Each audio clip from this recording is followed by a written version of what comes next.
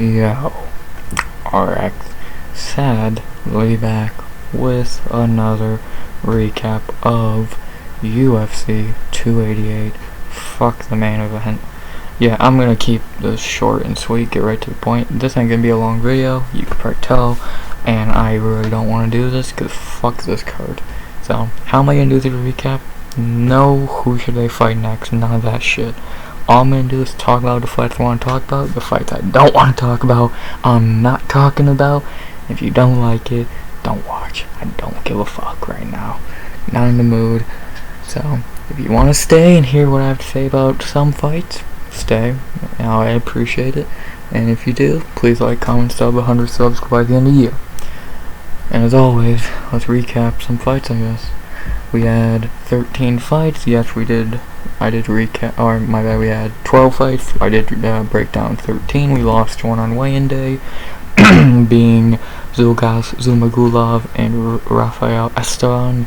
Zulgas continues to be the unluckiest fighter in UFC history, but we still had 12 fights. Prelims are good.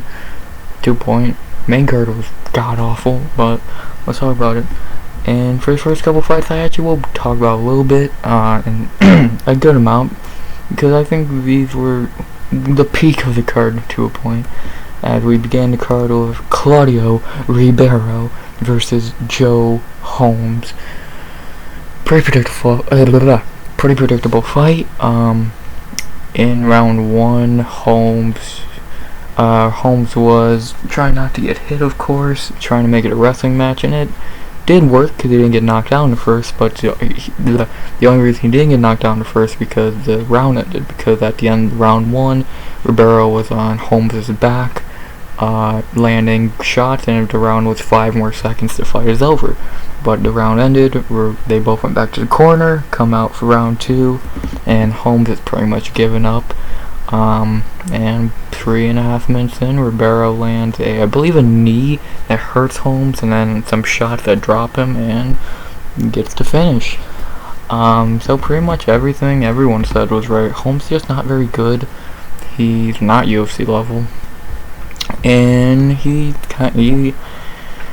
gave up pretty much. I think after round 1 he was kind of just on airplane mode, hoping not to get hurt too bad, which I guess makes sense against a guy like Ribeiro, but at the same time, dude, come on. For Ribeiro, good bounce back win. Yes, Holmes is a fucking layup pretty much, but he's still a nice bounce back win. He still has problems. His wrestling ain't great. His gas tank's very weak looking, but if he can get some decent striking, if his striking is decent, if he can get a decent gas tank, a little bit of wrestling, he could be a decent unranked middleweight. He is already 30, so I really don't see him going far, especially at middleweight, even with how low level middleweight is. I don't see him going too far, but you never know. It is middleweight. Fucking Marvin Vettori and Sean Strickland are ranked, so tells you all you need to know. Yeah, good bounce back for Ribeiro. Like I said, for Holmes, he will probably get one more fight. I guarantee you, had a 4 or 5 fight deal, and he'll probably lose it. If they don't give him a layup, and by this point, I don't know who they could give him. Like, I'm not gonna do the next fight for everyone, but I'm trying to think what layup at middleweight do they even have anymore. Alves cut. Almadowski already fought. He already fought Jamie Pickett. I don't know. I really don't know. He might just get cut, to be honest. So, and if he did, it wouldn't be should have happened after his first fight. You can go to Bellator or PFL and go fuck off. I like Ugly Man Holmes, funny nickname, seems like an okay dude, but I think he's a dog shit fighter. And like that for Ribeiro, good bounce back. Let's see where he goes from here. So, good win for Ribeiro, and yeah, second round we finish. After that, the guy who I think made the biggest name for himself on this card, as we have Ikram Aliskerov versus Phil Hawes. Holy shit, he killed Phil Hawes. Literally killed him. Hawes looking good. Hawes looked really good, but then Ikram threw a kick that really looked like it froze Hawes. Hawes right didn't look like himself after that. And then Ikram landed a nice 1-2 right on the side of Hawes' chin and put him out bad. Like, he didn't even, you could have fucking counted that man to 50. You could have chalked his fucking body like he's dead. Like, he was out bad. Holy shit, Ikram. This is a name you wanna fucking learn and remember quick, because he is good. He is very good. 14-1. That one is Hamzat Chimaev. And that's why we didn't even see his fucking wrestling. He can wrestle too. Like, dude, this dude's gonna be a problem. Like, this dude, I can't wait to see him fight again. I hope they give him a step up in competition. He called out Bo Nickel. I'm not gonna do that fight. They'll probably give him like GM3 or Chitty and Jokuwani, something like that. Albert Duraya, maybe. I don't know if they're teammates or some shit. Some along those lines, like a decent unranked middleweight like Hawes is. And if he looks good again there, fuck, throw him right in the rankings. If Abus is already fighting Sean Strickland in the rankings, Ikram could easily be fighting for a ranking within by the end of the year. So, and dude took no damage really, a couple body shots, and he's probably gonna be fighting in a couple months. So, Ikram Aliskerov, learn that name. He is scary good.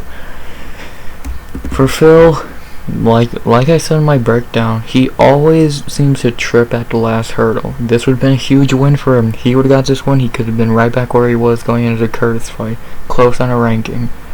He gets flatlined.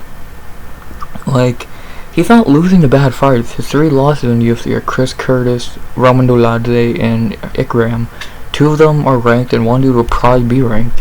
Like, he's not losing to bad guys, but the same problem with him. His chin is non-existent, and if the fight would have went deep into the fight, I think he would have gassed out and probably got beat.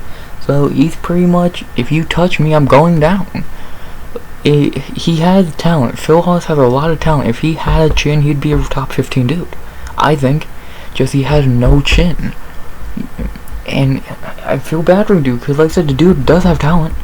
Dude is good, but now his chin is already non-existent. He's getting 30. He's already 34 years old. So he's just getting older. Like, I don't know. I feel bad for a dude, because he will probably win his next fight. Cause they'll probably give him a step down, but then he'll fight another good guy and lose. So it's kind of, he's pretty much a hamster on a wheel. He's gonna win, lose, win, lose, win, win, lose. I feel bad. So, not much to say. If you missed the knockout, go watch it. Ikram Aliskerov, learn that name. And man, I feel bad for Phil Hawes. Maybe he could beat up Joe Holmes. Yeah, Ikram Aliskerov somehow didn't get a performance bonus. I have no idea how, because he's one of the main things I remember from this card. And he was on the early prelims. That just tells a lot about how shitty this card was. Yeah, I have not much more to say. Ikram Aliskerov, dude's a problem. And now for the featured early prelim fight, I'm going to talk very little of, because what is there to fucking say? We have Parker Porter and Braxton Smith. Braxton Smith is a fucking joke. Dude gassed out in about 2 minutes. Nothing more to say. Like, this dude's a fucking joke. Cut him. Nothing more to say. Braxton Smith is a fucking joke of a fighter. Like, he might be the worst heavyweight on the roster now. Dude gassed out in 2 minutes. And when it hit the mat, he looked lost. Like, he looked more lost than fucking, I don't even fucking know. Insert fighter here, because I can't think of him. Dude's a joke. Not like Parker even did anything over fucking curricular. He just fucking didn't get touched. He evaded out the way of punches and won. Props to Parker. Fuck. Nothing more to say. Braxton Smith is a fucking joke. Good job to Parker Porter. Not gonna talk about Jandy Roba and Rodriguez. After that, on the real prelims, we had Chaos Williams and Rolando Bedoya. Pretty okay fight. I think the judges got it wrong. I think Bedoya did win this fight, but I think people were yelling robberies a little much. I think you could score Chaos 1 and 2. I think 2 and 3 Bedoya is more likely and possible, but I don't think it's impossible to say Chaos won this fight. And even if you do give this to him, he looked really bad. I do like being a minus 400 favorite and looking this bad is not a good look for Chaos. He's starting to just remind me of a dude who he fights like a heavyweight. All he does is throw power shots, and if he doesn't land, you're fucked. Chaos had potential, but for some reason, since the Abdul fight, he's been hot and cold. Mainly cold. So, hopefully he can get back on track, because he needs to after this questionable win against a dude he should have probably beat pretty easily. And for Rolando, he's not that good. Rolando ain't even good. He looked better than Chaos at most of the fight. He's tough as fuck. He took a lot of good punches, and props to Rolando, man. The kid fucking showed up in his fucking 16th fight against Chaos, and probably won. So props to him. I'm interested to see how he does in the next fight, cause he'd probably win it. He's okay enough to do that. So props to Rolando, man. He probably won that fight. Chaos. Shaking my head, bro. Excuse me. After that, we had 2 light heavyweight for a fight that was really good. We have Kendi and Zechiku versus Devin Clark. This fight was a banger. Most of the fight was in a clinch, and they just fucking brawled. They didn't give a shit. And round 1 was very close. Clark hurt Nzechuku, which really made Nzechuku wake up and fight scary like he always does. And he fucking did not give a shit. He went after Clark and until the end of the first, and when the second started, it didn't stop. A little less than halfway through the second, he locked in a standing guillotine, John Jones style, and put Clark to sleep. Kendi Nzechuku's a problem. Like, he's a legit problem. Like, he's finally fighting to his level consistently. He's really good, and he's always been really good. Just for a while there, he was up hot and cold, hot and cold. You had Alberg and Marquez performances, but then you had Kutilaba performances, but then you had a fucking Daang Jung performance. Or Nego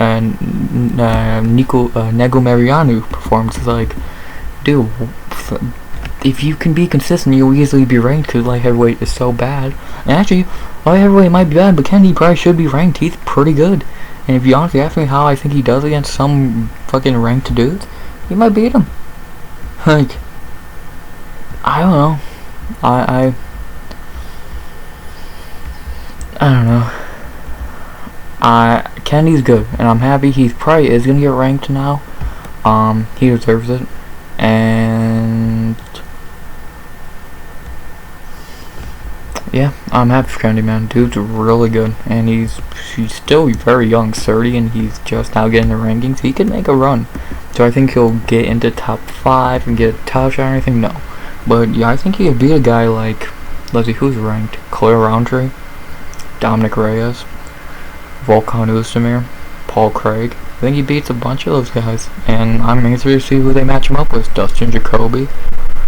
I'm interested to see who he gets matched up with, and whoever it is, I'm interested. Him, Johnny Walker. Holy shit, that'd be fun. I'm excited to see ranked Kennedy. And for Devin Clark, it's normal shit for him. Win, lose, whatever. One-dimensional wrestler at his finest. I'm happy for Kennedy. And after that, you featured Prelim, which was pretty fun. You know, I think the stoppage was bad. we have Matt Frivola and Drew Dober. Man, he dropped him. Props to Frivola, man. He dropped Dober. I think the stoppage was bad though. Like, if you watched the McKinney fight, you've seen Dober take much worse, and we know Dober can keep going. So I do hate saying that, because I do like Frivola. Super nice dude. Could not have been a nicer dude. Happy to be ranked, but that was a bad stoppage. I don't care what anyone says. Dober was perfectly fine. A little bit of bleeding is nothing to Drew Dober. Like, it's sad how pussy the referees are lately. Erosa, fucking, oh my god, don't even talk about the KC card with fucking dumbass Keith Peterson. Referees are just fucking pussies right now. Let them fight. I don't give a fuck. Dober was fine. Shitty stoppage. I am happy for Matt though. Nothing more to say. Yeah, those are prelims. Go on the main card. And if you're asking if I'm Russian, no, I just don't give a fuck about this card. And I don't really want to be doing this, but I'm just doing it to do it, you know. So, after that, we begin the main card with a fight that was a joke. We have Charles Jourdain and Kron Gracie. Kron Gracie is dog shit. Nothing more to say. UFC cut Kron Gracie and leave the Gracie name in the fucking 90s. No one gives a fuck about them anymore, and they're so beatable.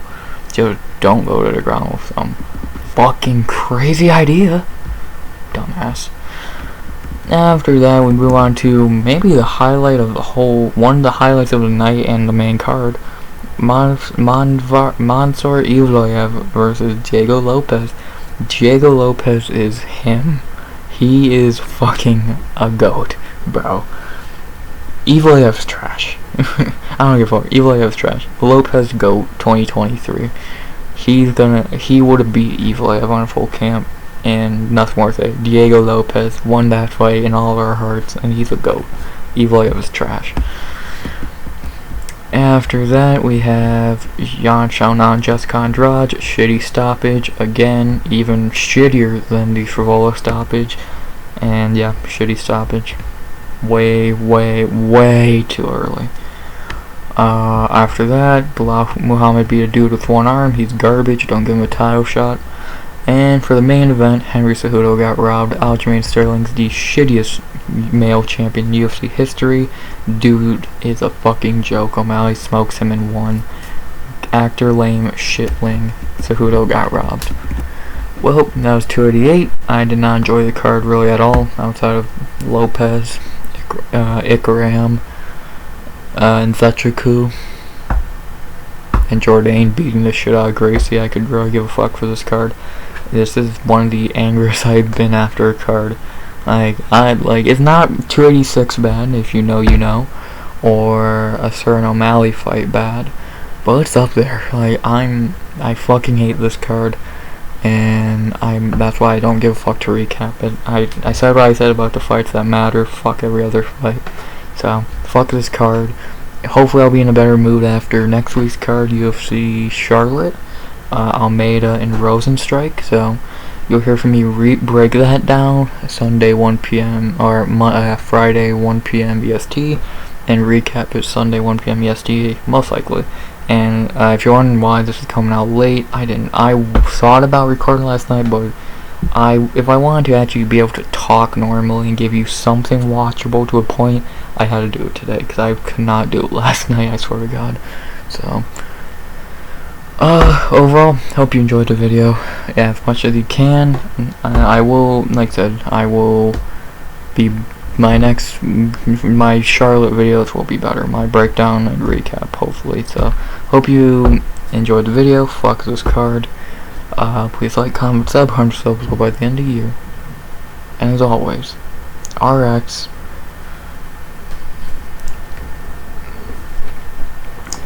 out. Fuck Aljamain Sterling.